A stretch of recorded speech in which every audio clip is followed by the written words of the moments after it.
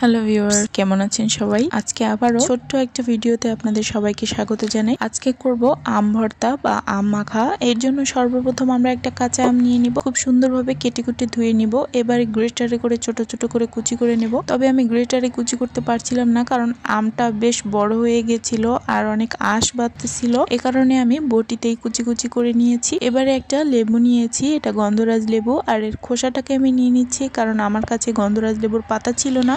আপনারা চাইলে কিন্তু এটা পাতিলেবুর খোসা বা পাতা দিয়েও করে নিতে পারেন। তো আমি এখানে লেবুর খোসাটা গ্রেট করে নিয়ে এবারে দিয়ে দিচ্ছি হাফ চামচ মতো মরিচের গুঁড়া, হাফ চামচ মতো লবণ, তবে পরিমাণে আরো বেশি লাগলে আমি পরে অ্যাড করে নিব। এরপরে স্বাদ মতো চিনি দিয়ে দিচ্ছি, কারণ আমটা প্রচন্ড রকম টক ছিল। দেখুন, এটা দেখতে এতটাই লোভনীয় লাগছে যে আমার মন চাইছে এখনই খেয়ে ফেলি। আপনারা কে কে এমন ভর্তা পছন্দ করেন অবশ্যই কমেন্ট করে জানাতে ভুলবেন না। ভিডিওটা ভালো লাগলে অবশ্যই একটা লাইক, একটা শেয়ার করে দিবেন। এবারে আর বেশি কোনো কাজ নেই, এবারে খুব সুন্দরভাবে হাত দিয়ে একটু কষলে কষলে মেখে নিতে হবে। তবে এখানে ঝাল আর মিষ্টিটা কিন্তু আমি আমার পছন্দের মতো দিয়েছি, আপনারাও আপনাদের পছন্দ মতো দিয়ে নেবেন। আর এর মধ্যে যে ছোট ছোট আমের বীজের খোসাগুলো, আমি কিন্তু এগুলো ফেলে দেইনি। ছোটবেলায় আমরা এগুলোকেই চামচ হিসেবে ব্যবহার করতাম। তো যখন আমি আম মাখাচ্ছিলাম খুব মনে পড়ে যাচ্ছিল সেই দিনগুলো। তবে সে সময়টা এরকম বাজার থেকে কিনে আনা আম ভর্তা খাওয়া হতো না, গাছ থেকে টাটকা আম পেরেই ভর্তা খাওয়া হতো।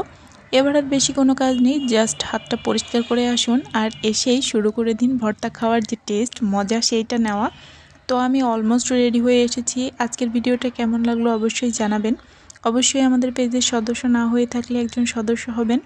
আশা করি আজকের ভিডিওটা আপনাদের প্রত্যেকেরই অনেক ভালো লেগেছে। সবাই ভালো থাকবেন, সুস্থ থাকবেন, আর অবশ্যই এরকম সিজনে আম মাখা খাবেন, এটা কিন্তু শরীরের জন্য খুবই উপকারী।